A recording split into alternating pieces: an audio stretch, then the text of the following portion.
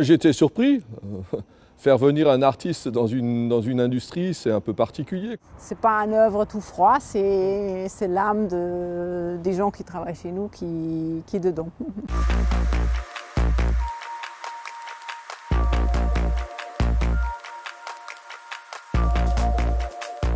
Dans le cadre du projet, ce qui nous a tout de suite plu, c'est le fait de changer un peu le paradigme et c'est de travailler autour d'une œuvre artistique. Ça permet de voir effectivement qu'on peut voir la brique sous un autre angle que le bâtiment.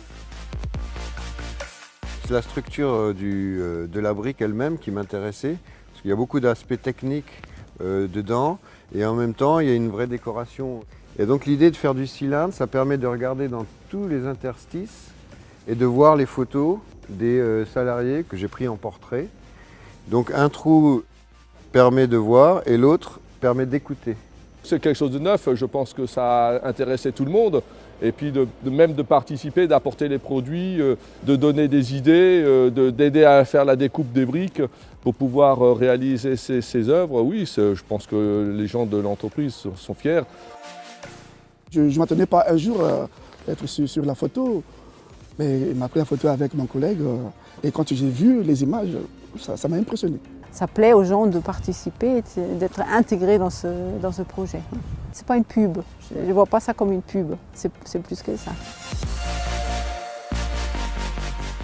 C'est deux mondes qui se rencontrent et c'est une joie d'être enrichi de son monde aussi parce qu'il nous bouscule un peu dans nos habitudes. Et nous, en sens inverse, on lui donne aussi, je pense, la passion et une richesse collective parce que l'entreprise, c'est une collectivité. En 2019, Wienerberger va fêter ses 200 ans. On est le leader mondial de la terre cuite.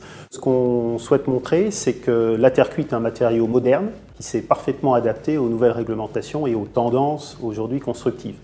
Notamment les aspects contemporains du matériau sont mis en avant à travers la tuile ou la brique apparente, et l'aspect performance environnementale et thermique est mis en avant à travers les briques de structure. Et l'œuvre va aussi le montrer. C'est quand même une industrie locale, avec une matière première locale, qui permet donc de faire des constructions saines et naturelles.